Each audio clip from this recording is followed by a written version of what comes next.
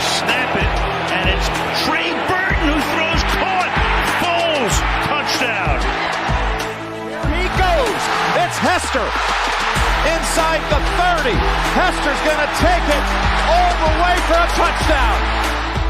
Fields stumbling, trying to cut it back. Justin Fields making magic happen. There goes Fields. Touchdown.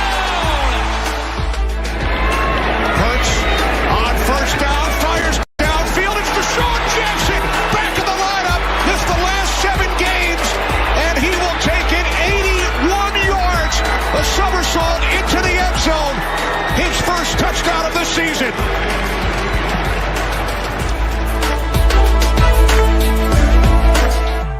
You're listening to The Pigskin Project, the world's #1 football podcast.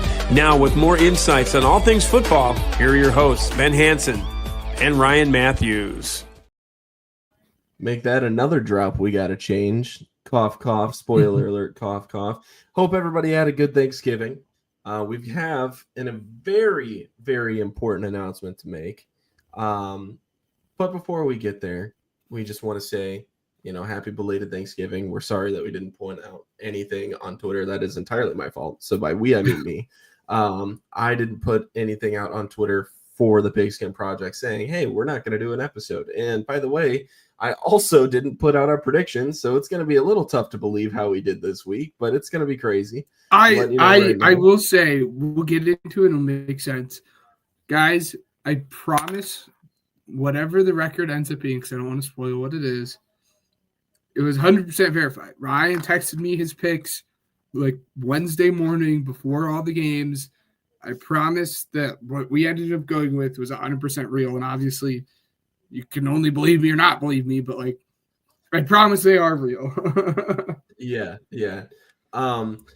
So the one thing that I want to kind of start with is the fact that, around this time of year, you kind of start to think about what you're thankful for and, things in life that mean a lot to you. And one of those things to Ben and I is that our relationship with our friend, we will be, introducing here shortly, has honestly just has done nothing but grow.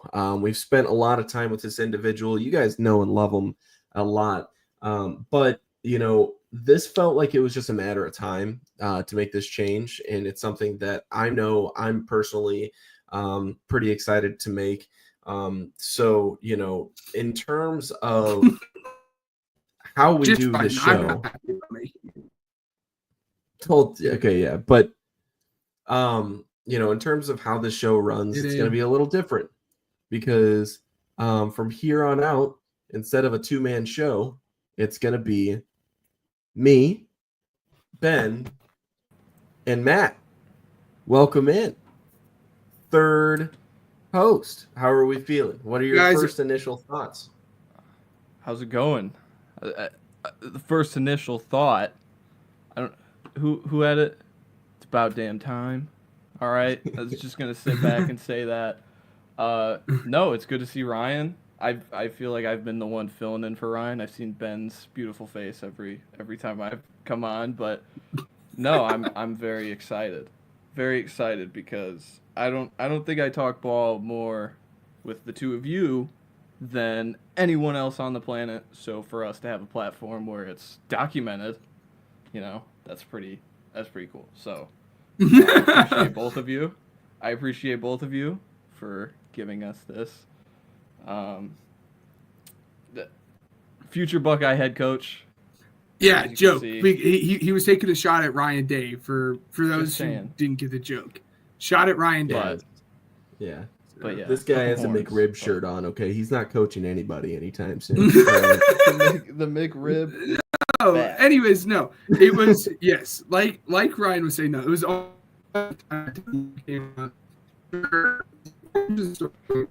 This might have something to do with it, guys.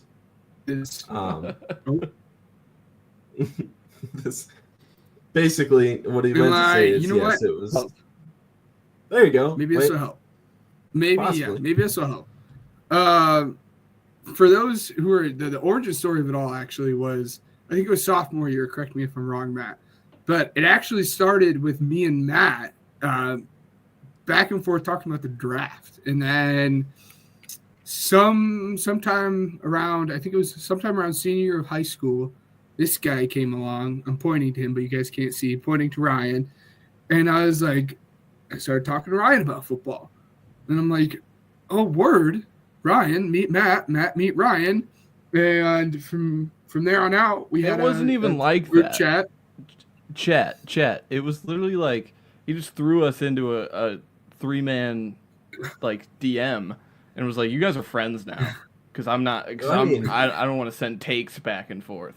No, I don't want to send it to both Ryan and Matt. And again, it turned out blessing. That's how Sports Ball was created. That's the name of our group chat.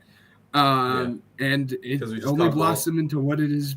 What is beautiful now. So. Yeah. No. If I can, like, my origin story with Ben, I remember I was in an English class with him, and we had like a study time or something. Like, it was a work time. The teacher wasn't giving a lecture or nothing, and someone was like, "This was when the Browns just traded for Odell." This is my first memory with you, Ben, of talking football. Someone in the back was like, yeah, Jarvis Landry's better than Odell Beckham. And me and you both, from like working, both turned to the back and just started decimating this person who shall not be named. Because like it was asinine. And we both had the same exact like posture of just like, what did you just say? And that from that point on, I was like, this guy's a ball knower. All right, we're gonna link minds now. But I just wanted to spill that. I will say, so my quote unquote, since we're saying origin story, with Matt, just to kind of clarify it a little bit, just because it seems like Ben doesn't know, fake friend, not ball knower. Anyways, no, I'm just kidding. But he threw me and Matt into a group chat before we went to the combine for the very first time, because we needed to figure out a way for Matt to get down there. And I was the one that drove him down there, and it was like, oh, this will go fine. Like, we both know ball. I don't know who this person is, but we'll figure it out on the way there. And so I think it was like a solid, 2-hour-long drive or something like that, 2.5 hours or something like that, to where we just talked ball. And then before I knew it, it was like the year after, I'm sitting there screaming at him because I was frustrated at Aaron Rodgers for leaving, and it's just blossomed ever since. So, or not leaving, but, not making up his mind in time. So, yeah, that's pretty much, how, the three of us became friends, and then now have, turned into a platform that you guys all know and love. And I anticipate this to just get bigger. So, I mean, at this point, the only direction is up. But, the one thing I will say is we're going to work on not having 2.5-hour long shows. So that is something to expect as well. Hand up. So hand up. So one thing that I kind of put in, I didn't really communicate anything to you guys regarding what I did this week for planning. So I'm just going to do it on the spot. So I kind of mixed weekly news and review together, sorted in order of games that we're going to be talking about, basically. So let's go ahead and get started with weekly review, and I will kind of throw in the headlines as we go. Starting off with Bears-Lions, and obviously, Really, oh, yeah, go ahead. Really, hold on. Not to cut you off. I just have to do this because I can. And we can get into it in just a little bit more. But, Ryan, how about them Buckeyes? How about them? Can we Buckeyes? please? Hey, guys, I'm gonna save this energy.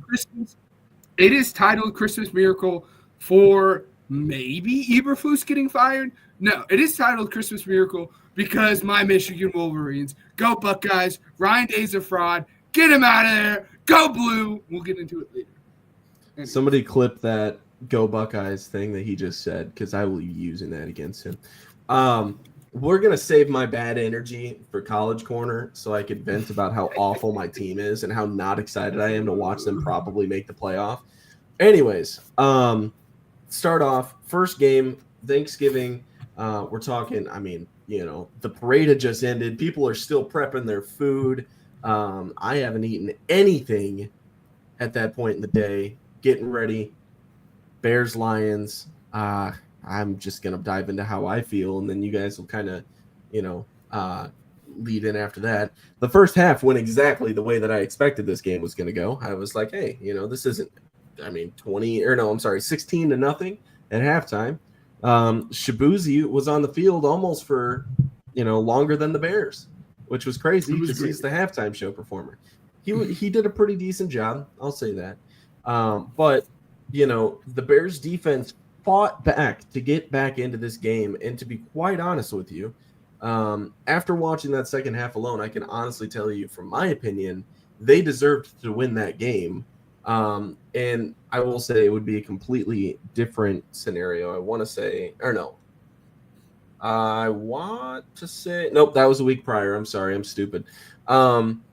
Which we could dive into as well because we didn't have a show last week. But this team continuously finds ways to surprise me somehow in ways that, hey, we're going to hurt them this way this week. I can't wait to see how they do it again on Sunday. It's going to be great. But, overall, I think this team decided they wanted to win. But to be honest with you, I'm so conflicted right now because that was the best thing that could have happened. So Caleb Williams, despite having 19, incomplete passes, dude threw 256 yards and 3 touchdowns. He broke the rookie record for most passing touchdowns by a Bears quarterback ever.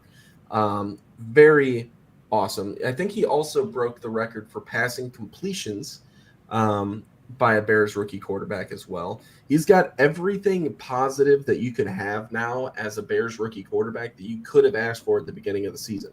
So right now, as a passer, he's looking great. The offense, overall, I think has just completely blossomed since Thomas Brown has come in.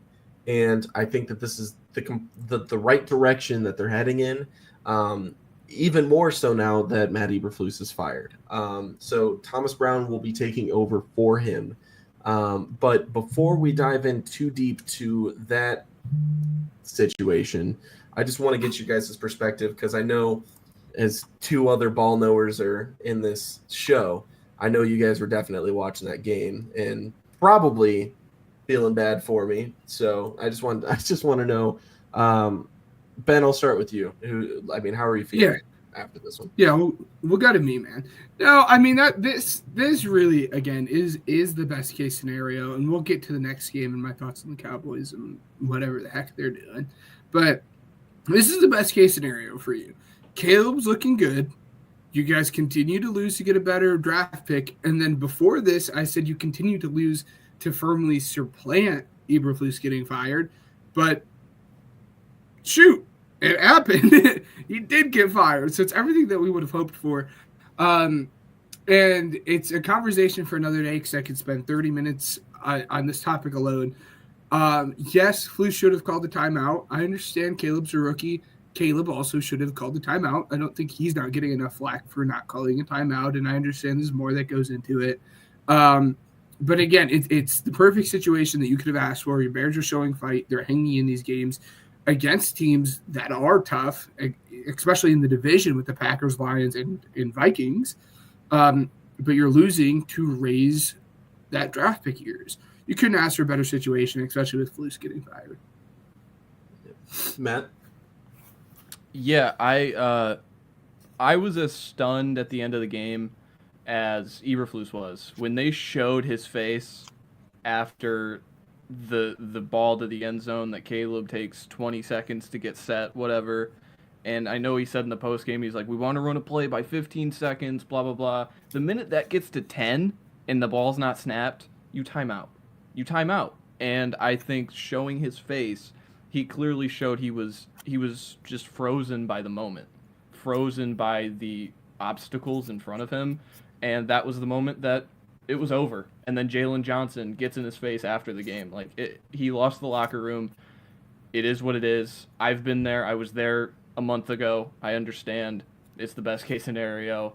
And you have a quarterback, and that's kind of the silver lining of it all. Yeah, I completely agree with both of you. Matt, you hit it on the head. I mean, I was about to butt in and just say he was scared. And you completely nailed it. My last comment I want to make about it is I made this comment a while ago. I believe even on the podcast, but I know I've even tweeted it out. If you don't think that you could win a Super Bowl with this head coach, which in no way, shape, or form did I even believe that at the start of the season, why would you keep him in the building? This does not seem like one of those guys that can manage a game well enough to where he can compete against the best and beat the best. And if this is not one of those guys that can do that, then get him out. Get somebody that can. Because you are, at this point, if you're Ryan Poles, you're fighting to keep your job, despite the fact that, in my opinion, he's done a great job so far. But if he doesn't straighten this out and make the right coaching hire now, at this point, you're looking at another, unfortunate ending for Bears GM. Next up, Giants Cowboys. I'll be honest with you. After Bears Lions, I didn't really watch all that much football. I just decided, hey, why would I be sad on Thanksgiving? I'm just going to go spend time with family. So, boys, I'm just going to reach out for help. Giants lost to the Cowboys 27-20. I need your guys' help with this one. This wasn't just ugly football game, right, Ben? Yeah, it wasn't a fun football game to watch. It wasn't enjoyable. Again, I didn't watch the whole thing in totality. I was back and forth cooking and watching. The main thing for me, though, that I kind of touched on and hinted at before, I do not understand why the Cowboys are trying to win. I get it. As a team, you want to see your team win. You're not going to root for your team to lose. Matt, you know all about that. But this is a dead season. Let's say in miraculous way you manage to make the playoffs, which is like you have a 0.5% chance of making that happen. What do you gain from that? All you're doing is worsening your draft pick and maybe taking yourself out of one Ashton Jean team. Everyone knows that's who you're going to draft. Everyone knows that's who you want. Everyone knows you need a running back. For gosh sake, you televised it last year with Jonathan Brooks, but that's besides the point. You're taking yourself out of the Ashton GT sweepstakes right now. It makes no sense why you're continuing to win. Jerry Jones, quit being a dementia patient. That's all I have to say about it. Jeez. Matt? DeMarvion Overshown was great in that game. That's all. That was my only takeaway. I love him. That was it. I love him. Like, it was a football game on Thanksgiving, and, you kind of click back and forth. I wasn't watching, but I was seeing clips of DeMarvion Overshown taking over the game, Agent Zero. But, yeah, to Ben's point about winning, I think it's more about the Giants being bad than the Cowboys trying to win. Because, at this point, you could trot out backups and beat the Giants because they're pretty much backups at this point. So, it's kind of my thing. Yeah. Packers-Dolphins. Packers beat the Dolphins 30-17. This was just an absolute snooze fest game. For me, it was like at the end of Thanksgiving, everybody's ready to be tapped out for the night, and this game comes on, and it's like, wow, this is great background noise. Sorry for the Packers fans out there that had to wait this long for your game at the end of the night. I hope you enjoyed yourself, but like another rough watch. I don't know. Guys, what do you think? Yeah, I was intently watching this game because I wanted Jaden Reed over on yards, and that was the last leg I needed, and it didn't happen. I'll tell you this: the score is 17-30. That does not tell you how close this game was. The Packers Packers unmatched it. It was not even a game until the fourth quarter. It 17-30, you're like, maybe it was close. It wasn't. The Packers were the far better team. It showed. It was not even a competition. It was 24-3 at halftime. Keep in mind. Yeah. So, Matt?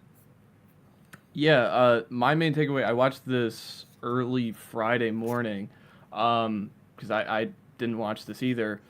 Tua played a good game in the stat line, but the thing about the Dolphins that have made them scary the last few years is their dynamic, explosive playability. and the longest catch of the game was a Tyreek Hill 30-yarder. It wasn't close. What makes this team special the last few years no longer is a specialty. And that is what everyone kind of came into with the Dolphins is the play calling getting stale? Is it just overall not good enough talent, which we've seen this talent win? I don't know. But Tua had a good stat line game, but again, the same thing is like the defense didn't play good enough. Jordan Love did enough to win the game, and you still lose by 13 points, even if he was quote-unquote good. Yeah. The next game that I want to talk about is the Black Friday game. You've got the Raiders losing to the Chiefs 17-19 after the Chiefs demonstrate their devil magic once again. This is just, I mean, does anybody else see why I said for the last 2 years that this team is not that good? I know that they're winning Super Bowls and that's great and everything, but it's like, okay, maybe on paper, right? Because, I mean, there's an argument that I've had to hear for the last 2 years. The Chiefs, they're winning Super Bowls. How could you say that they're not good? This is the Chiefs. They're 11-1. They're the exact opposite of the Chicago Bears. They're winning every game they should be losing.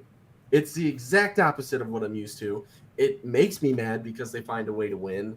I get it. Like, good teams find a way to win, yada, yada. I'm not convinced. I think that they'll lose in the first round of the playoffs if they make it. I mean, like, they're going to make it to the playoffs, but, like, if they're not the first seed. This team makes me mad. Like, look, we're in the era of the Chiefs. I get it. Just kind of how we had the Patriots and everybody needs a villain and yada, yada, yada. But, like, listen, I had this conversation with my coworker today about how Taylor Swift isn't good. And Ben, you could tell Mary that, by the way. Taylor Swift isn't a good musician either. She sucks at singing. She doesn't sound very well, and she's not attractive at all. So that's devil magic in itself. I'm just letting you know there's a lot going on here with this team that I don't agree with, and they might be related. I'm just saying. But anyways, no, I think this is ridiculous. I'm sick and tired of seeing this team just win by the hair on their chin. It's just, I don't know. I've had enough. Ben, you go ahead and tell me how blasphemous my take is. Yeah, no comment on that second thing there. Again, good teams do find a way to win. Excuse me, guys. Good teams do find a way to win these games. But really at this point, all I'm going to say is 2 words, and I'll leave it at that, and it's divine intervention. That's all it is. It's divine intervention. That's the only way that's the only explanation for this team to continue to win the games the way they do. So, if that's what you call the stripes, that's fine. Matt? Yeah, I didn't watch this game again. Also, I was watching college football, but overall, I watched the final play, and I have had this take forever. We have an epidemic in football. Why is Aiden O'Connell not under center? Why was that play allowed to get on the turf or the grass, whatever it is in Kansas City? Why was that allowed to happen and for them to win the game like that? Well, just get under center and run the ball, and then kick a field goal. You miss. You make it. You win. Like, just get under center. Come on, Antonio Pierce. You're fighting for you need this win. You could have said we have beaten the Chiefs on a holiday back-to-back years in Kansas City. We are the Chiefs killers. He could have walked out. Instead, got into shotgun. It didn't work. Whatever. Personally, I'd like to breeze through the next couple. Texans, Jaguars.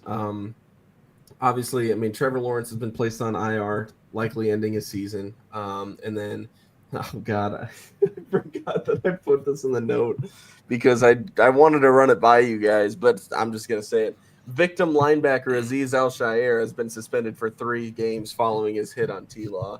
Matt, I hope you appreciate that just as much as I did. I put it in there for you. I hate this guy with every fiber in my being right now. You can call it what you want.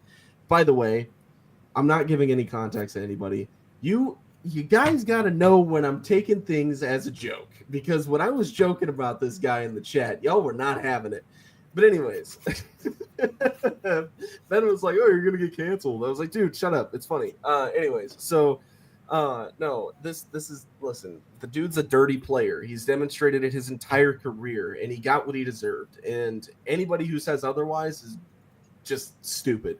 I feel I bad guess for I'm T-Law.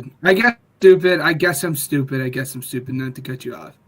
He plays hard. I mean, do I agree with the hit? No. I'm not going to justify that.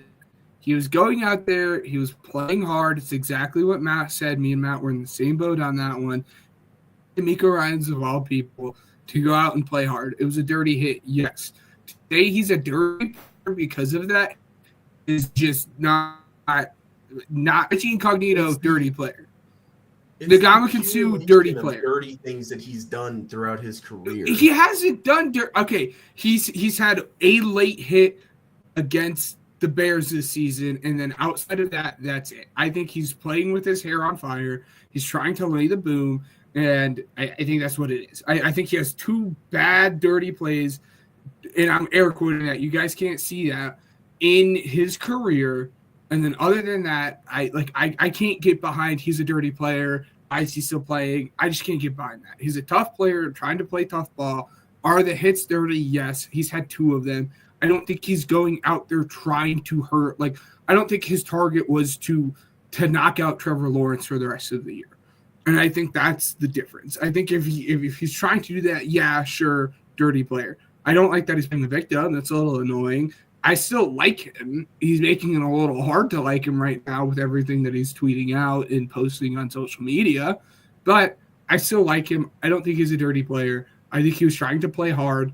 There's no place in football for a hit like that, but he's trying to take his chances at hitting a quarterback hard because you don't get to do that often in a football game, and he messed up. It wasn't a good hit, but he's just trying to play with his hair on fire. I'm not in the boat of him being a dirty player, and I don't think he's a dirty player, so I guess I'm stupid. I mean, he went for the throw to Tom Brady one time too. You know what I mean? There's a certain line that you don't cross. I get being in the moment and everything like that. How many football game though? Okay. Matt, you had anything on this one? No, I echo what Ben says. I think the Roschon Johnson punching the thing was really funny though in the moment. Punching someone with a helmet, dude. Come on. Maybe dude, Roschon didn't even do anything. He was just standing on the sideline.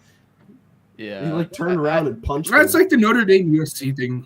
But. Yeah, I that is the hit we want out of the game, and he got suspended 3 games for it. So clearly he is getting not just a slap on the wrist. So the NFL is clearly making that adjustment of, hey, you can appeal it, but we're not going to touch this.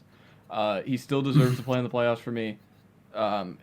Again, I don't think he's a repeat offender in a magnitude of ways, but overall, it's a hit that sucks on a quarterback that I like with a linebacker I like. So it's kind of like I'm fighting over mom and dad right now.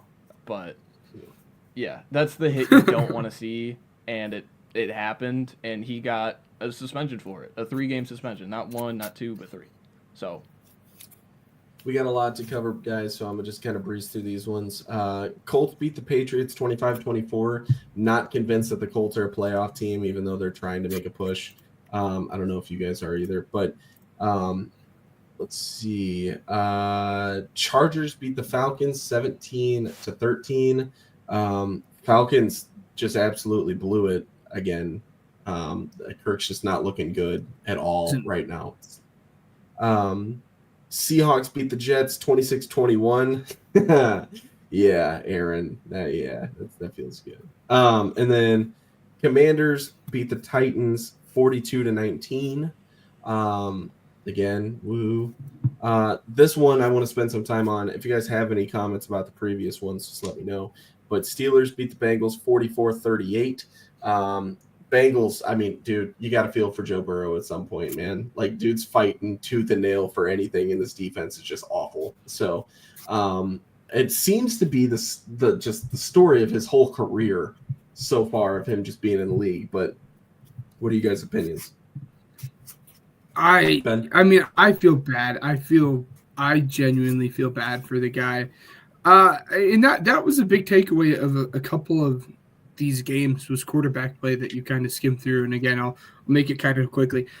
I feel bad for Joe. He played a good game, couldn't win. Same thing with Drake. Drake May played a good game. I love that Drake May is playing good. I am here for it. I'm such a Drake May stan. And then on the opposite end of the spectrum, Kirk Cousins, 4 interceptions. You're never going to win a game. I don't say never because I'm sure it's happened before, but you're never going to win a game when you throw 4 interceptions. Jared Goff. Yeah, Jared Goff. There you go. It happened 5 interceptions. But like it was just bad. Kirk Cousins is bad. But that's kind of my takeaway from all of the games that we just kind of skimmed through. So, Matt. Yeah, speaking on Joe Burrow leads the league in passing yards. He leads the league in touchdown passes, and he's top 10 in completion percentage. That's an MVP season, especially in this season. They're 4-8. It's outstanding what has happened to the overall defense. I think when you pay a quarterback, it gets hard to build the defense. And they've taken shots. Dax Hill, Miles Murphy. They needed someone to hit on the defensive end, and no one has really done that. And so now you're kind of like bringing back the core. I know they brought back Von Bell, and the only difference is those guys are now 3 years older instead of in their prime. So we're hitting that point with the defense that Lou Anarumo was the hot guy because he figured out Patrick Mahomes because Patrick Mahomes and Andy Reid didn't know how to run the ball. Now we're figuring out, oh, it was your talent. Your talent was great, and now that talent has been very diminished. But overall, just it sucks for Burrow. But again, he's a guy who said it. When he's on your roster, you're competing for Super Bowls, and that's what it is. And so I think they're going to retool this year, get a good draft pick, and build around from there. And the Steelers, they can't keep getting away with this. They can't. They're a good team. I've been telling y'all since the offseason. They're a good team. They're not. The Vikings beat the Cardinals 23-22. Really edged that one out there. That was a lot of fun. Rams beat the Saints 21-14. Matt, you got anything on your team, man? No, they were up 6-0 at halftime. Like it was very ball control and just playing the time, suffocate time, as I like to call the offense. And then Matthew Stafford and Sean McVay just turned on their easy buttons, and everything in the second half for the Rams just looked easy from a fan's perspective watching the Saints play. Play action boots, inside zones, everything was getting 4 to 5 yards and then setting up those shot plays. And then Derek Carr fumbles the ball in the red zone. It happens. We're not trying to compete. Let's get that draft pick up. You know, I wasn't beat up about the loss as years past I would have been. Cool. Buccaneers beat the Panthers 26-23 in overtime in what might be a game of the week candidate, honestly, for me. Mm-hmm. I mean, holy crap, was this one fun to watch. I don't know, Ben, I know your Eagles are playing the Ravens. I think that game might have ended like right as this game was heading into overtime. It did. But I mean, did you guys watch the ending of this game? Because I mean, Bryce Young, man. Bryce is having fun. Dude, I'm so happy for Bryce. And that's my main takeaway. I could not be. It is so easy to be happy for someone than I am for Bryce Young. I am begging the Panthers, even though it's rumored the Patriots are all over this guy. I'm begging the Panthers to sign T. Higgins this offseason and figure it out so that Bryce Young can get himself a big-bodied guy that can go up and, you know, I would say that's the 50-50 ball guy you want. But anyways, Eagles beat the Ravens 24-19. This one, I mean, went exactly the way I imagined it would. Ben, how do you feel? To be frank, the Eagles are due for a loss, right? I'm not sitting too comfortable here. It was at this point in the season that we were 10-2 last year. Woo! So I'm a little bit scarred. You guys cannot tell. The Ravens went up 9-0, like super early on. Like, okay, this is the game. But after that 9-0, the defense really strapped in. Cooper DeJean, Quinyon Mitchell, Fangio shows why he's one of the best defensive coordinators in the entire league. To hold Lamar Jackson to what they did is just fantastic. But really, more so than anything, as much as I want to touch on my Eagles and everything, I don't know what they were doing with Lamar. We all know and love Lamar for his ability to be a dual threat, and that was not there this game. And he had opportunity. I don't know if it was John Harbaugh, the offensive coordinator, if it was Lamar. He was not running as much as you're used to Lamar running until the very last, or the second to last play of the game, when it worked for him. It just really didn't make any sense to me. And the other thing is Justin Tucker, man. I'm wondering if he's just going to retire at the end of the season. It has been a season from hell for him. He missed 2 field goals. It's rough. Is it fair to say, would he be cut if his name wasn't Justin Tucker? Yes. He might be, dude. Absolutely. Yeah, I was thinking about that today as well. Yeah, I have just one thing on the Justin Tucker. Coming out of halftime, down by 2. This was the start. These were the first 5 drives. I just want to make a point. 10 plays, 5 minutes, missed field goal for the Ravens. 3-and-out punt for the Eagles. 14 plays, 7-minute drive, missed field goal for the Ravens. 3-and-out for the Eagles, and then a punt in Baltimore territory, or in Eagles territory, and then Saquon Barkley takes over the game. Like, those were the times to win the game, the early in the third quarter for the Ravens, and they just didn't do it because their kicker can't hit from beyond 50. And there's guys in the league that are hitting beyond 50. It's mesmerizing. Father Time comes for everyone, and I don't know.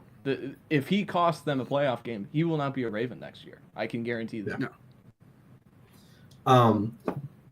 Bills beat the brakes off the 49ers. CMC suffering his second injury, which is ironic, by the way, because he was not one, but 2 Madden covers this year. So Madden curse goes ahead and strikes again.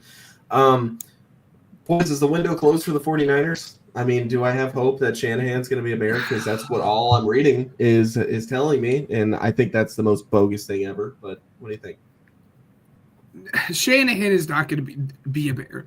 The only way Shanahan leaves it all is if, again, the guys at the NFL Stock Exchange talked about this, is if he is like, this is my time. I'm not going to be able to win it here. And if that's the case, you're going to have to trade for him.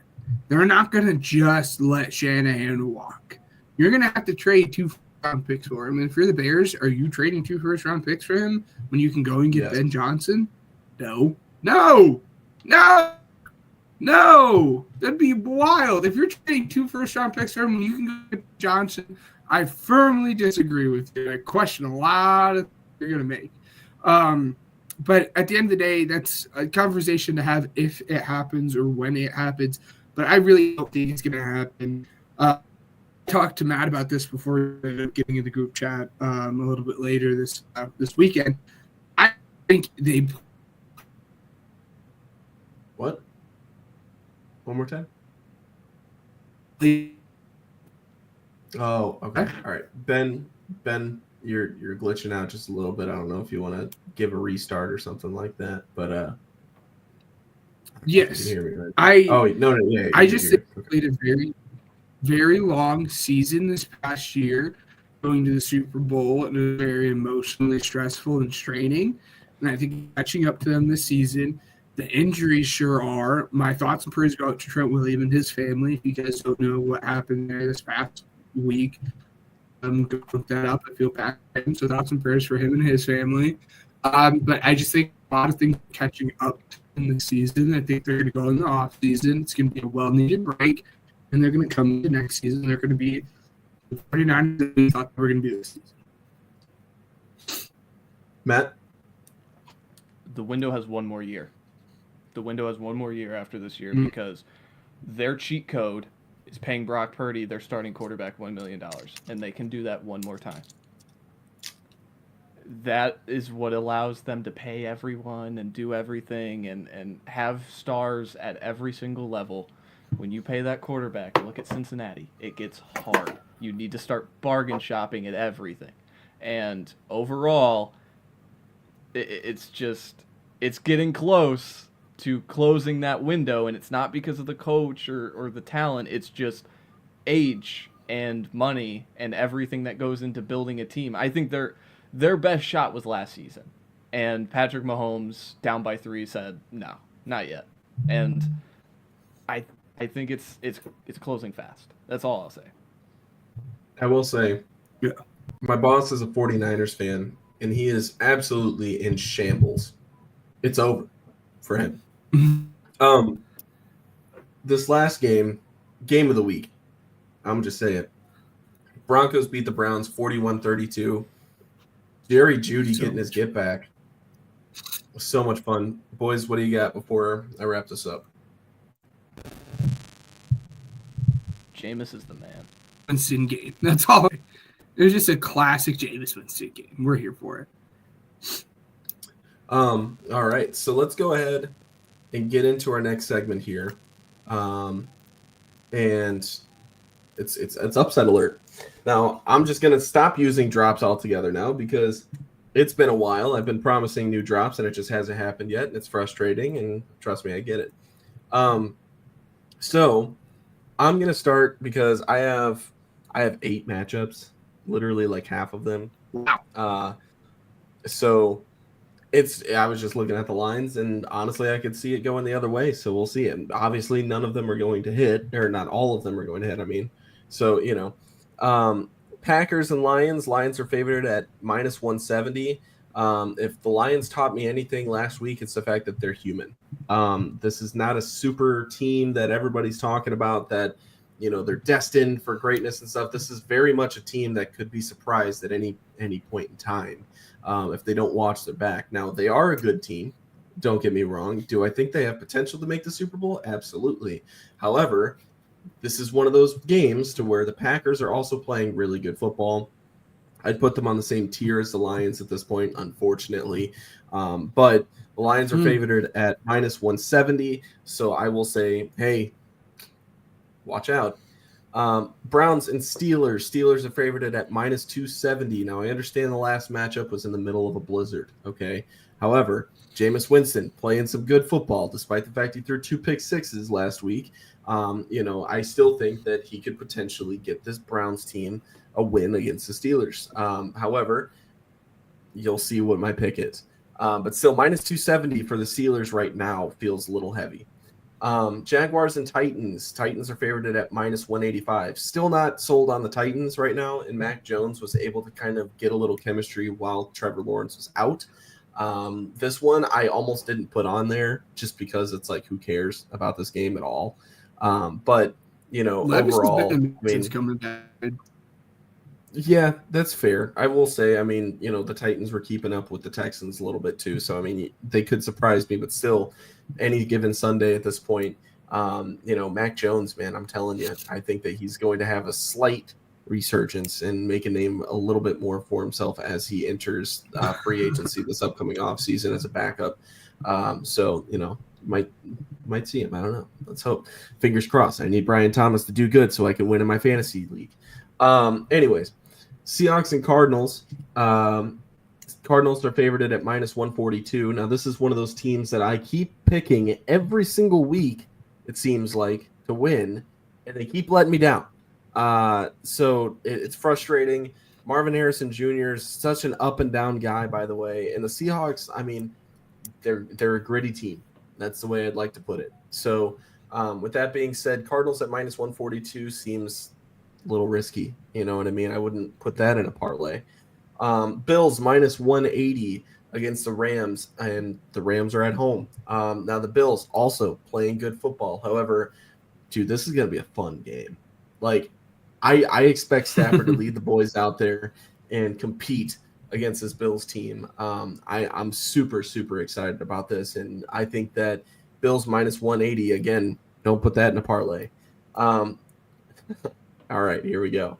Bears at 49ers, minus 192 for the Niners. Niners are, okay, so they've got Kittle, who's been good. They've got Deebo Samuel, who's Deebo Samuel.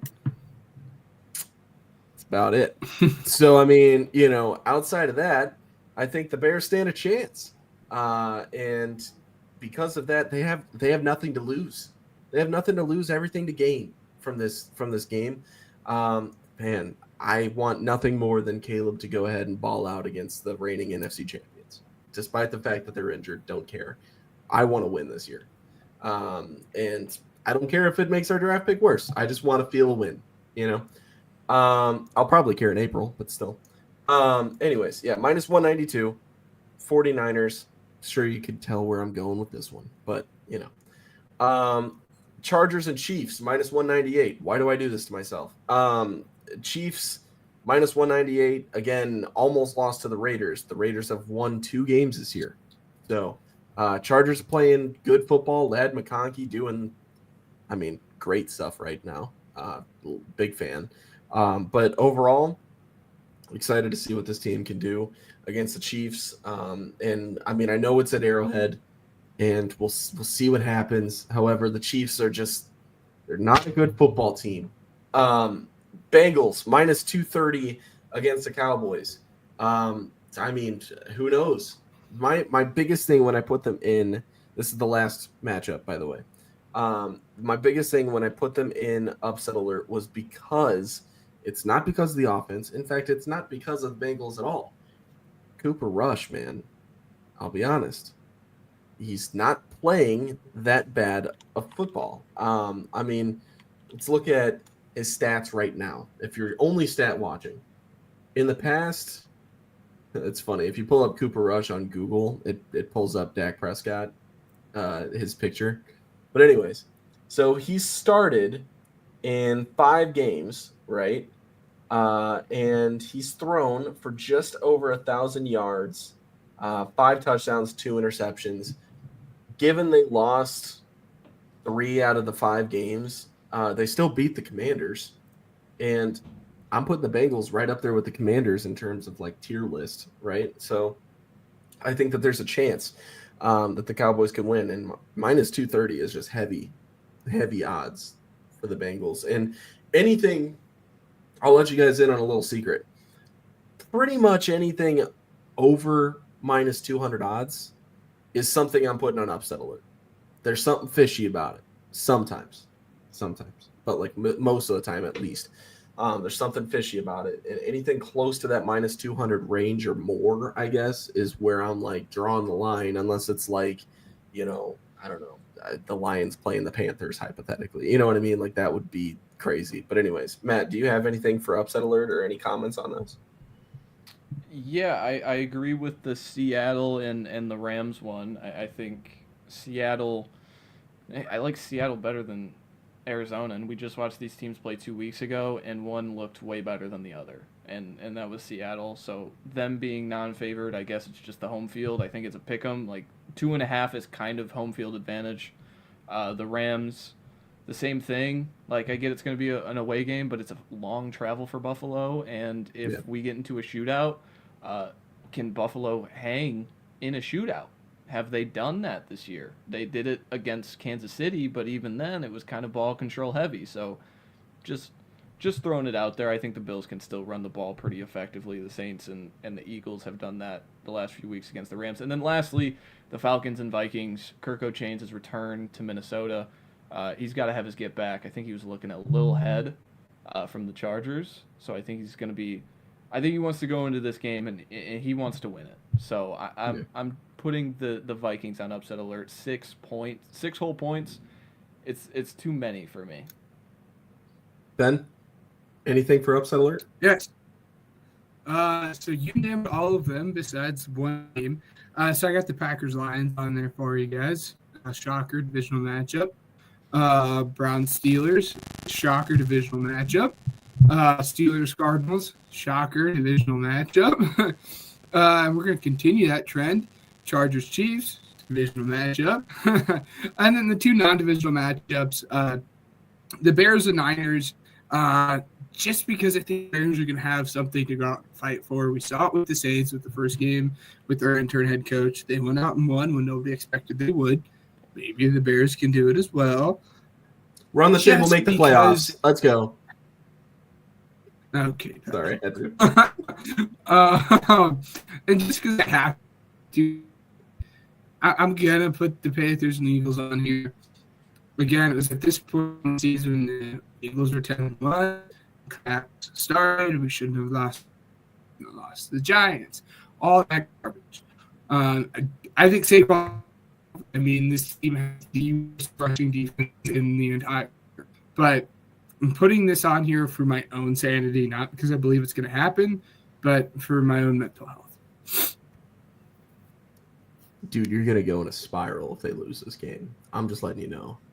And I want you to know I will totally. No, it's gonna. He will. I will be calling for Nick if they lose this. Awesome. All right. Well, it's a good thing we got a third host here, ladies and gentlemen. We're gonna go ahead and start Pigskin Pick'em.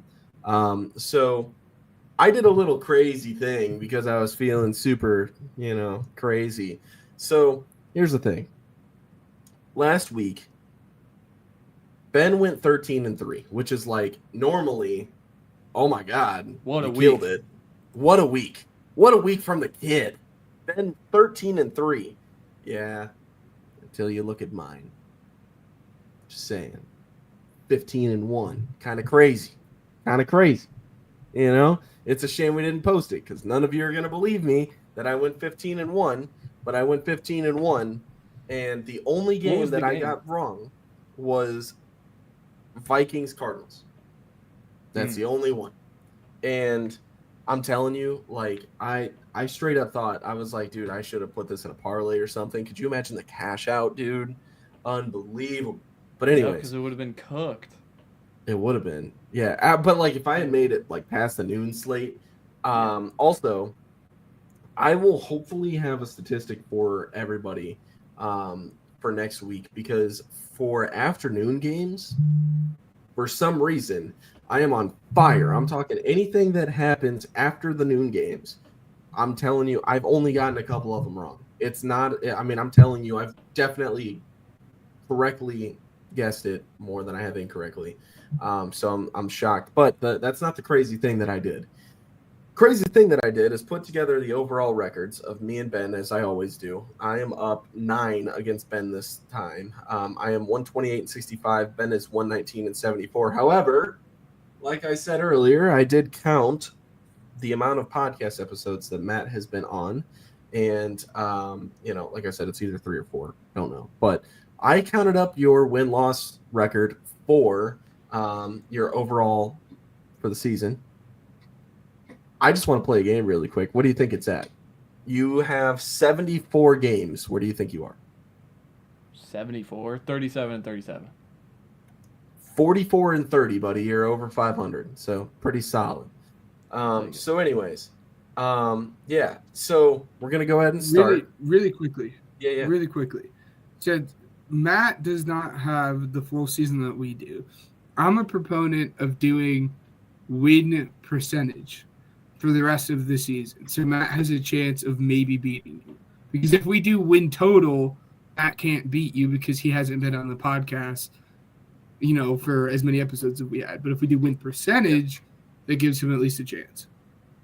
I mean, that's fair. That's totally cool. We could totally do that. However, I want this to be known that I am not just coming to get the best record. I'm coming to beat you, Ben, because you beat me for the last 2 years, and I'm taking this personally. So I'm not doing this anymore. I'm not kidding around. All right. I've had the lead for every single week for the last 13 weeks that we got going on now. So it's like, every single week I've had the lead against you, and I swear to God, I don't plan on throwing it up to you. So let's go ahead and get this started. Packers, Lions. I'm going with the Lions. Ben, what do you got? I'm going the Lions as well. Matt? Lions, wagon, Dan Campbell, coach of the year. Browns Steelers. I'm going with the Steelers. Ben?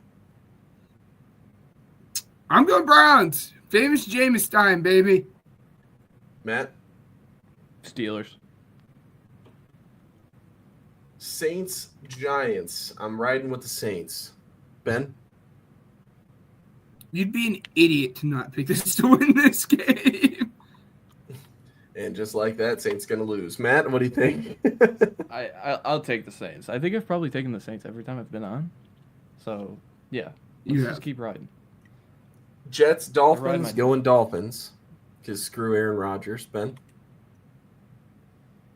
Yeah, it's about time I give up this whole Jets bit. I have to go Dolphins. The He's Jets, like, you have to win. For the 15th consecutive year, have been eliminated from the playoffs. This time it was December 2nd. 15 straight years of no playoffs. If you ever think it's going bad for you, there's Jets fans. I always think of the Curb bit about that. Did he die because of the Jets? Sorry. Dolphins. All right. Jaguars, Titans. I'm going to go with the Titans. Ben? Yeah, I'm going Titans. I mean, like I said, Will Levis has been just absolutely on fire since coming back from injury. I could not. I'm a Will Levis stand. Everyone knows that. Titans. Matt? I'll go Titans. All right. Falcons, Vikings. I'm going to ride with the Vikings. Ben? This is one of those games that I have the Vikings win, but like for the sake of trying to get back in this, I'm going to go Falcons. It's a good strategy. I like that. Vikings. Yeah. But I do think the Falcons cover. This is a lot of points against Revenjo Kirko. Let's see. Panthers, Eagles. Riding with the Eagles. Ben? Yeah, no, I'm going Eagles, and I'm going to lose it if they don't. Matt? Yeah, Eagles. Eagles wagon. Raiders, Bucks. I'm riding with the Bucks. Ben? Yeah, I'm going Bucks too, but again, Bowers is going to continue to make his case to the offensive rookie of the year in this game. Matt? I'm going to go Raiders. I like what I saw. I like that. Seahawks, Cardinals. I'm going Cardinals. Yes, good. I wanted to pick Seahawks. I'm glad I didn't have to pick the Cardinals. Screw the Cardinals. Age old bit. Okay. Seahawks. Matt? I'll go Seattle. Bears, Niners. Going with Da Bears. Ben? No, I wanted to be the only guy riding the Bears. I'm going Bears. Matt? Give me the Bears. Awesome. Oh, all three of us. All three of us. Let's go. Bills, Rams. I'm riding with the Rams. I think the Rams are going to do it. And good. You're going to give me an easy one game lead here, Bills. Matt? I'm going to go Bills. All right. Chargers, Chiefs. I know I just talked so much about the Chargers, but I have to go with the Chiefs here. Ben? I'm going Chargers. I think if there's a team that is going to put this devil magic to an end, it's going to be Jim and Herb. I'm going Chargers. The cheaters, right? Anyways. This is Jim's own way of like Michigan, Ohio now. So I'm going Chargers. I think they pull off the upset. Yes. Bengals, Cowboys. Going Bengals. Yeah, Ben? no, I'm going Bengals. Bengals. We will update you guys next week, as we always do, on how this goes. Next up, we're going Pigskin Payout. So, I have. You guys are gonna love it. I was prepared this week. Oh my god, I'm so excited. No. You have 2 bits. Do I have to make another one? You have 2 bits. Your 2 bits are you make a pigskin at the moment of. I'll make another and one. You don't put your handle on your screen. Those are your two things. And if you change you're being a guest. You hear me? All right, we'll make another one. I was prepared though. I'm gonna go ahead and start us off. I want you guys to let me know what you think about this because I'm like seriously thinking about putting this in.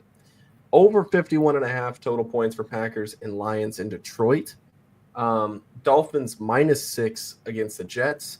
Yes, not 6.5, but 6. And then Rams +3.5 against the Bills. And then lastly, Bears +4. For each of those legs, the over on points is -108. Dolphins -6 is 112 or -112. Rams +3.5 is -108, and then Bears +4 is -110. For the parlay, +1240. There you go. I would say you had the Rams in there. I don't like that. They just covered. Good though. That's solid. it. I like it. I know. I like it. I'm just pulling your leg. We are going to do we're sticking to the nice 3-legger. The first two are legs that are like already officially out, and that's the Saints to cover 2.5, so a field goal at -172. The Seahawks money line at +120. And then the line for this isn't out. I found the odds for it based off of what I kind of expect the odds based off of the previous lines. Like I said, it's not out, so this isn't the exact odds, but it's going to be Saquon over 100 rushing yards. I think it's going to be somewhere around +140-ish, because that's about 10 yards over what he's expected. So I just found Josh Jacobs 10 yards over what he was expected for his line to be at 1. So that's kind of how I manufactured that. Total for that comes out to be +707. All right. Well, I guess I have two then. Yeah. So I'm cooking. All right. You're cooking. No, those are your 2 bits. I placed this one like an hour before we started on here. I bought some points. Philly, original spread is like 12.5. Philly at 9.5. Chicago, bought some points there. +7.5. Interim coach boost. It's a money maker every time the boys fight for their interim coach because they hated the last one. And then Bijan, anytime touchdown, hook 'em horns.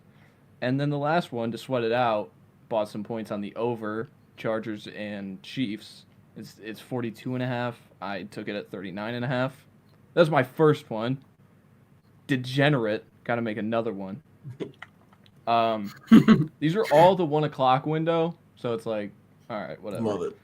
Raiders +6.5. We're not going to buy any points here. This is just 3 straight bets you can bet on right now.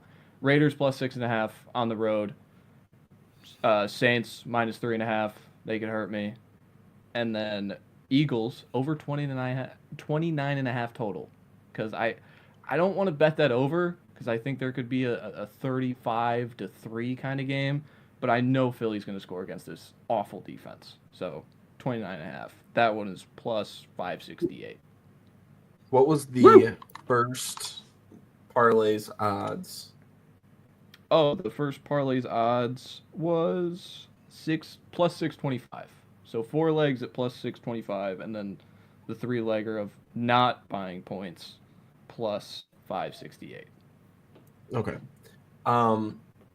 Perfect. So bet at your own risk. We're not responsible for your wins or losses. Yeah. Wait. Oh, yes. Sorry. I bet it.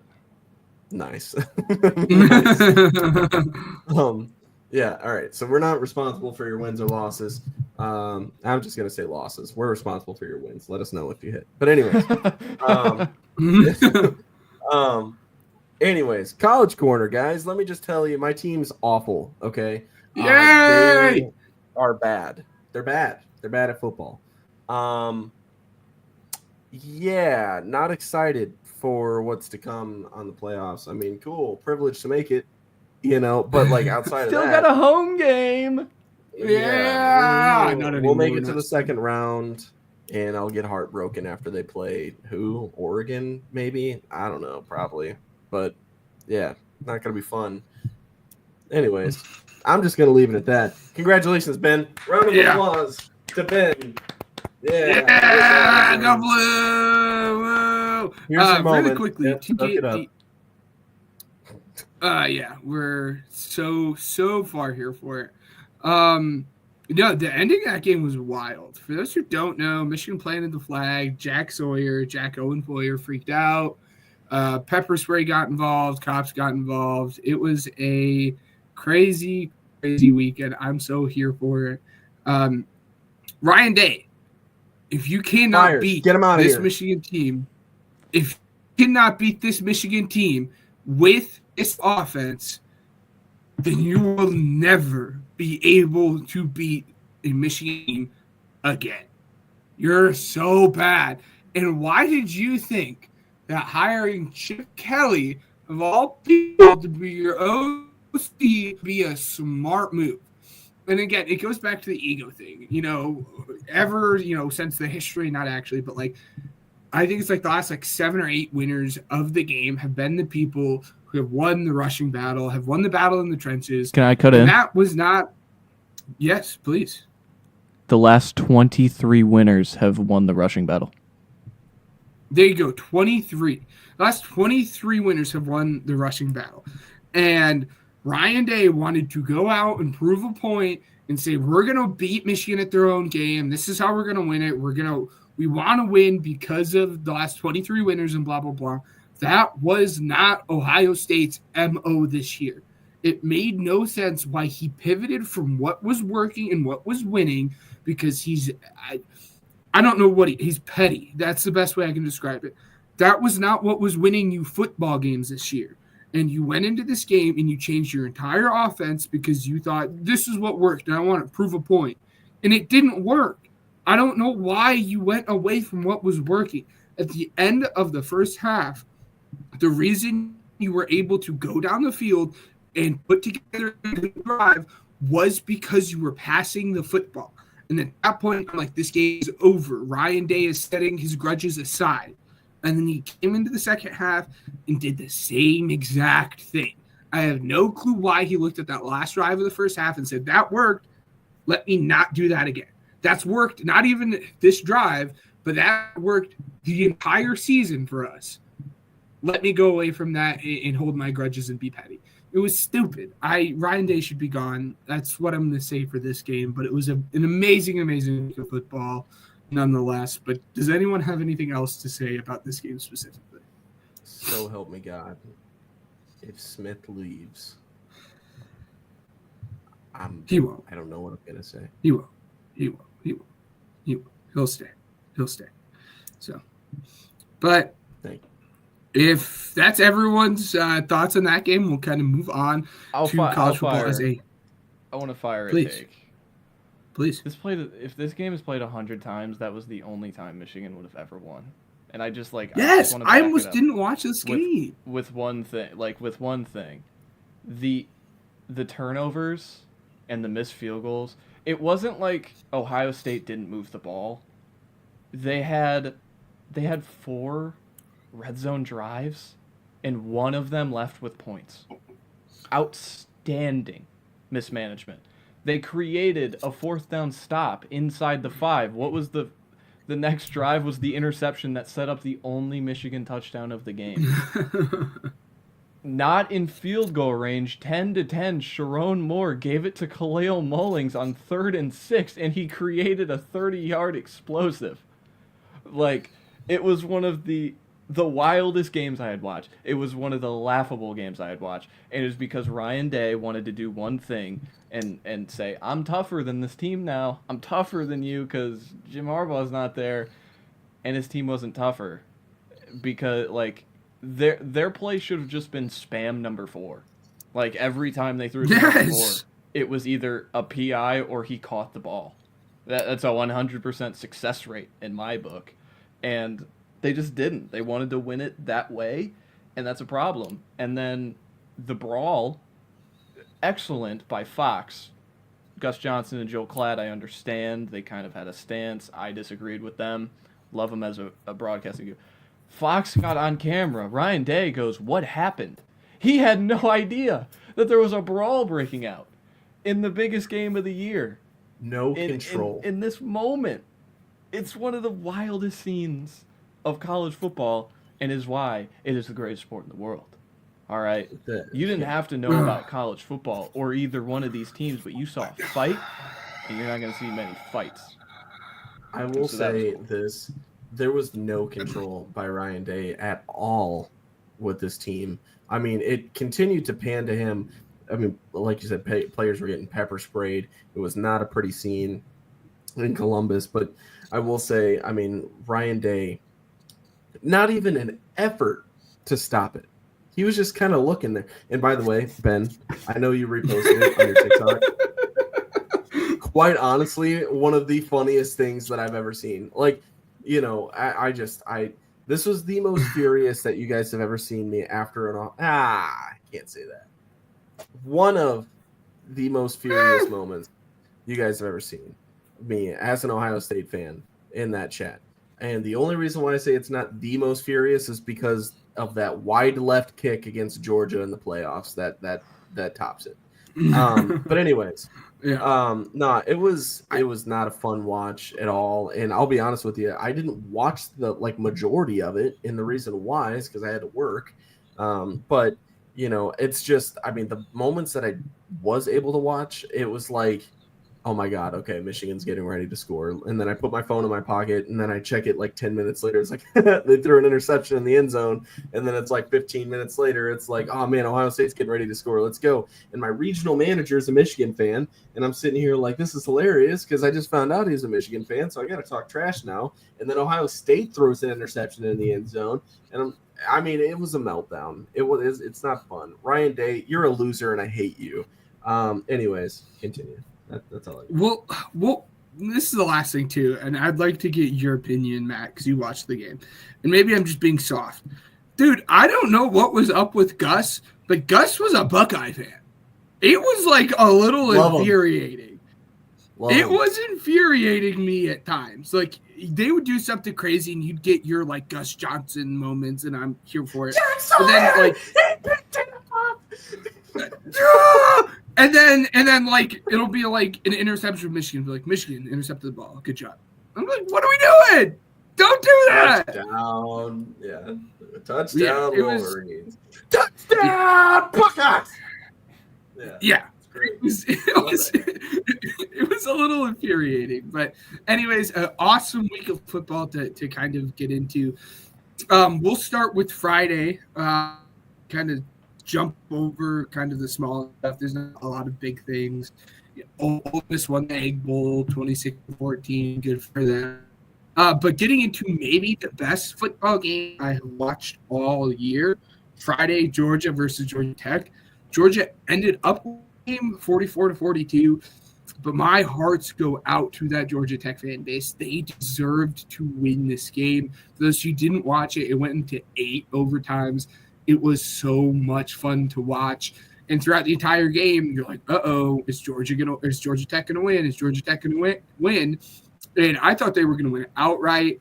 I thought for sure when it went into overtime, Georgia was going to win. The fact that it went into 8 overtimes and Georgia Tech hung in there with them, it was so much fun. Again, maybe the most fun time I've had watching college football all season. That game was so much fun to watch. Did either of you guys watch that game?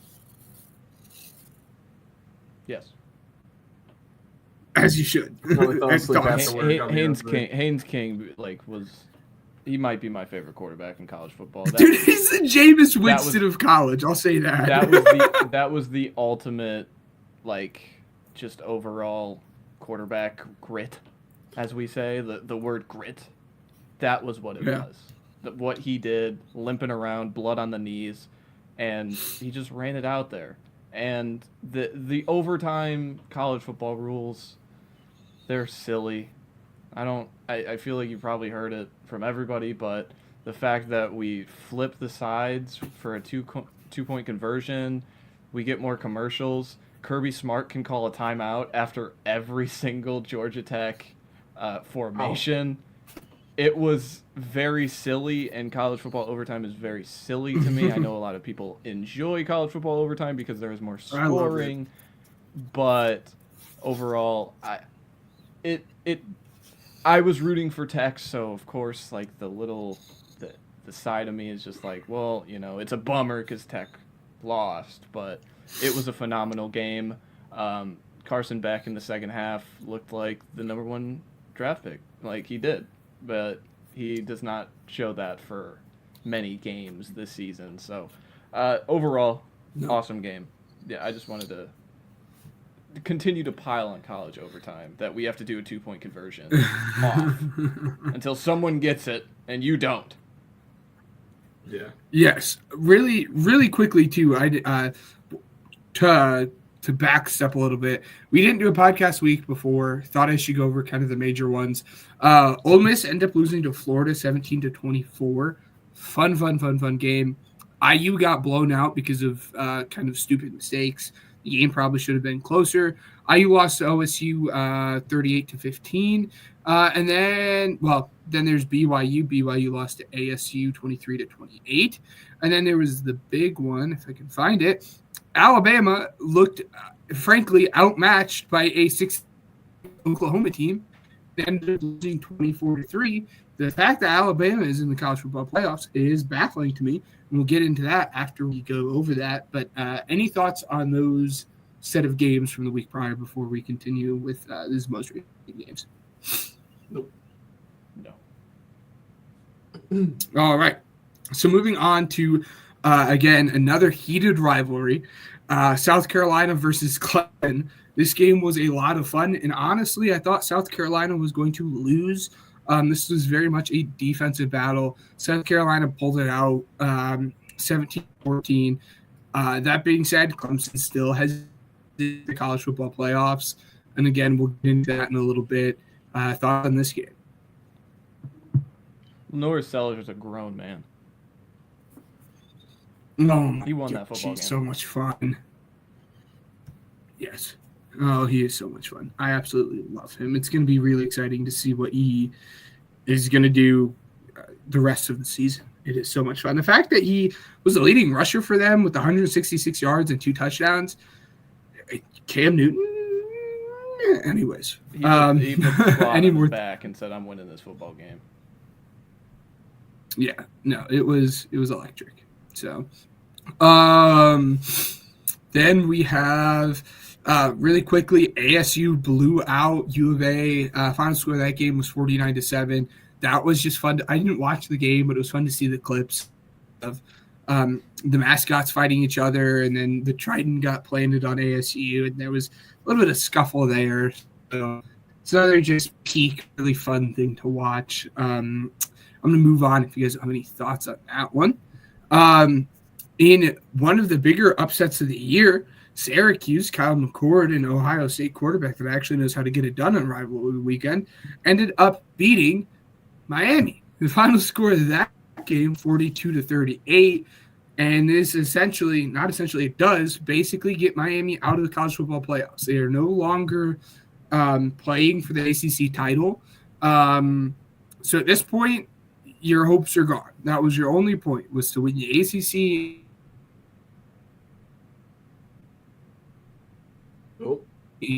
Down the season, Miami just didn't look like that team. Cam Ward, my heart goes out to you, buddy. So, thoughts on that game? Why'd you kick a field goal, Cristobal? Why would you not trust your first-round prospect quarterback to get it done in that moment, and then if you don't get it, they're inside the 10? Instead, they kick a field goal, and they rely on the worst part of their team, their defense, all season, and they didn't see the ball again and lost by 4. So Mario Cristobal went swinging on his defense when his offense has been one of the most dynamic parts of college football this year. That was my only. Boneheaded. We got 3 more games that I think are worth talking about just because of the rivalry. Notre Dame ended up beating USC 49-35. Good job, Notre Dame. Just continue to beat on the mid-level programs they've been playing this year. IU just blew out Purdue in a game that wasn't even close from the first snap. The final score of that game was 66-0. Purdue ended up finishing the game with a total of 67 yards. So Purdue had one more yard than IU had points in the game. Purdue ran 2 plays on Indiana's side of the field, and those are the last 2 plays of the first half. Was not even a game. And then we'll kick it over to you for the last game here. Texas beat Texas A&M 17-7. Any thoughts, opinions on that? They're still a little brother. They just are. It's cute that they tried. It's cute. 0 offensive points. They scored on a pick 6 in the red zone. They got a blocked punt to get it closer and then ran a halfback dive on the 1-yard line that Ethan Burke just swallowed up. It just is what it is. A&M is just not on Texas's level, and that's okay. It's not like you've had 13 tries to make the SEC championship and Texas only had 1. Oh, wait, you did, and Texas is in the SEC championship. The number 1 seed in the conference in their first year. When we won the Big 12 championship last year, the SEC chants reigned large in Dallas, and now they're going to range large in Atlanta, Georgia, when we beat the precious Georgia team. But overall, best team in the country, yes, hands down, no doubt. And took over. It wasn't close. The score could say it's close. It wasn't close. It was not. It was not a close game. Before we get into the meat and potatoes of the game, today was National Signing Day, or at least the early National Signing Day. I thought Michigan had a very good signing day with the Bryce Underwood stuff. And I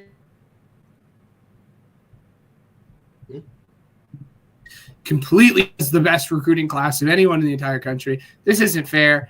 I hate Texas now. Not actually, but it just hurts my feelings. But getting into the actual meat and potatoes of this this week, I'm going to kind of discuss what the playoff picture looks like, and then we will talk about the game, and then we'll wrap it up. We're kind of cutting Weddle just due to time here. But here, as of right now, this is how the bracket stands. Do you have a picture? You want to pull up the picture? Yep. I'll put a picture showing. Nice. Is it showing? Yeah. Okay. Good. So our buys are going to be obviously our conference champs in Oregon, and then Boise, of all teams, going to get that bye because of the Mountain West. Or, well, I guess group of 5. We'll get into it here. SMU and then Texas. First round matchups, again, as they stand, a lot can change between now and conference champions. But that's going to be OSU versus Tennessee, State versus ASU, Notre Dame versus Alabama, and then sadly Georgia versus IU. Thoughts on how this stands right now? Obviously, I have thoughts more so about the teams that didn't get in over the teams that are in, but pathetic for Boise State. What's that? This is awful. This is an awful process, and we are finally at the point that we are finally going to see how just pathetic this is. The loser, and if I'm projecting here, Oregon is the favorite. If Oregon beats Penn State, likely Penn State would drop. Correct? Notre Dame would then slide into the 5 seed. So Notre Dame's path to the semifinal would be Arizona State at home and then Boise State in a neutral site. 2 teams they are miles better than. It's the teams they've been beating all season long. You know what Texas's prize? You know what Oregon's prize for being the top 2 seeds? Oh, playing a team from the Power 2. Indiana faces Georgia. Tennessee faces Ohio State. If Texas were to win, Georgia would likely slide. But what would that make? That would make Ohio State go up in the seeding. So it's a process. The auto bids are an issue. And the fact that we're going to have a group of 5 team, if SMU loses to Clemson, the Big 12 title game cannot launch into the 3 seed. Boise State could have the 3rd seed in the college football playoff. I've watched this team most of the season, and their team relies on Ashton Jeanty. It's period. And their loss to Oregon, the best loss in the country. The best loss in the country. Who cares? This team sucks, and they should be the 12 seed, and the group of 5 should always be the 12 seed. It's a pathetic process, and it's the same people making the decisions. So it's just, I'll let you go. Claps for you, man. I couldn't have said it better. Again, right now, what has Notre Dame of all teams done to deserve right now? Again, a lot can change. We'll see what it looks like after conference championships and whatnot. But of all teams, what has Notre Dame done to deserve that easy of a path to the conference championship? It makes no sense. I hate it. I think it's disgusting. I think it is nasty. I think it is devil's work more than anything. But for me, it's more so the 2 points are the teams that are not in. I do not think, and we had this discussion earlier, I don't think Alabama should be ranked above Ole Miss. I think Ole Miss is a more deserving team, but that gets into bias and anything. But this gets into the overall larger picture of the 12-team playoffs, and this is where it gets nasty. It becomes down to, yes, is it Ole Miss, is it Alabama, so on and so forth. I don't think there are 12 teams that deserve to be in the college football playoffs. And that was the issue that we were going to run into when we moved to the 12-team playoffs. You look at the past couple of years, and again, this is all from Matt. Matt said it best. If Notre Dame lost to NIU in any other year, they are out of the playoffs. If Alabama loses like to a 6-6 Oklahoma team, they are out of the playoffs. It does not make any sense, and it is gross. It is nasty to me having 12-team playoffs, and yes, it's about money. We get it more football, and I can't complain about that. But there are so many teams that do not deserve to be in the spot that they are in a 12-team playoffs. So the group of 5 team being one of them. I hate it. I hate it. And it's going to only be a matter of time until we get a 16-team playoff and then a 24-team playoff. And it's going to spiral, and it's gross and it's nasty. But I'm going to be really interested to see how conference champions shake this up. And that's the big thing. And that's kind of the thing I'm polling for. I hope and pray that Clemson beats SMU in a very, very close game by like a field goal. That way we get SMU and Clemson in over Georgia or over Alabama. Like I said, Alabama has no business playing here. They're not a conference champion, and they're actually the 4th best team in their conference. They may not be in this position. I think it's gross. I really, really hope Clemson wins. Any more thoughts before we talk about the final one next week on how this playoff picture? I did some research in the 4-team playoff. I just want to spew the research. This is all I want to do. If you're mad about a 3-team playoff, here's what the committee has done in the 4-team playoff concerning they have 3 losses. In 2014, Ole Miss was 9-3. They were ranked. This is like about the teams who are ranked 12th, about the team that are on the cusp of getting it. 2014, Ole Miss was 9-3. They were ranked ahead of 10-2 Wisconsin. 2015, 9-2 Baylor. They lost a non-con game. They were 9-2. They were ranked ahead of 9-3 Ole Miss, 10-2 Northwestern. 2016, 9-10 Oklahoma and Oklahoma State. No Bedlam game that year. Then number 11 through 14 were 9-3. 2017, Stanford, 9-3 was ranked ahead of 10-2 Washington, same conference, Pac-12, and 11-0 UCF. 2018, 9-12, all of them were 9-3, ranked ahead of 13th ranked Washington State. 2019, Auburn was ranked 11th ahead of 12th, 10-2 Alabama. They beat them on the field. The committee has always respected head-to-head. 2020, COVID, throw it out, but 10th ranked Oklahoma was 7-2. They were ranked 10th at 7-2. 2021, we got a perfect year. 7 through 16 were all 10-2. If that's the world we got it 1 out of 10 years.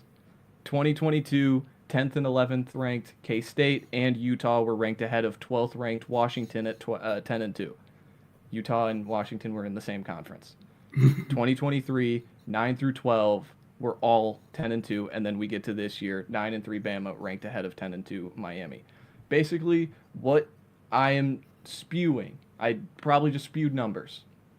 The committee has never made you care about the 12th ranked team in the playoff rankings at the end. These are all rankings ahead of the conference championship. These are not final rankings.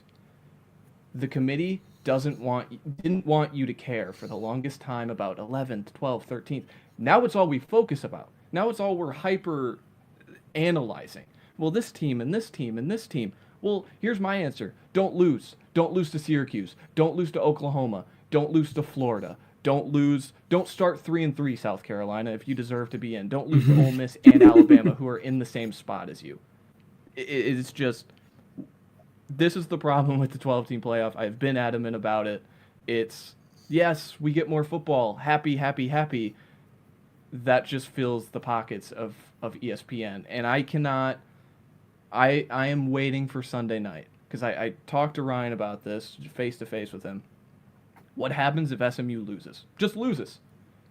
You cannot tell me, Greg Sankey, an ESPN producer, someone is not in that room going, wait a minute, for the last playoff spot, you guys are debating SMU and Alabama?